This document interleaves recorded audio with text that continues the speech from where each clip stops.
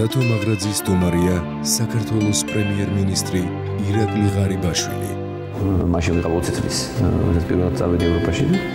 მე და ჩემი მეგობრები ვერ დავშოვით სტუდენტურ სამუშაო ადგილს. სტუდენტურ სამსახური რა არის? ხო, ეს ბუნებრივი არ უნდა იყო, ან ოფიციანტი, ან უნდა იყო ჯგუფის მრეცხავი, ან რაღაც ჯგუფის გადამზდავი, რომელსაც მოახერხებ საღამო საათებში და რაღაც დამატებით შემოსავალს მიიღებ თვის განმავლობაში. მაშინაც ძილის პრობლემა მქონდა, ძილის პრობლემა მაქვს. 4-5 საათი მეძინა და ახლაც მეც ვერ ვახერხებ. თუ თქვა მე რაიმე პრობლემატიკას ვეხები დღეს, მე ვეხები მარტო იმიტომ რომ გულისწყრუილით ვეხები. საუბარი მიდის იმაზე რომ ყოველთვის ერთ კაცზე ვიყავით დამოკიდებული და ერთი კაცი იმედი ქონდა.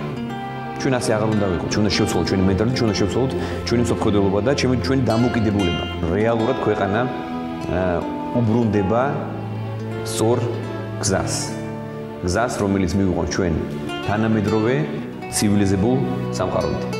შაბათს 21 საათზე შეხვედრები მწერალთა სახლში პირველ არხზე.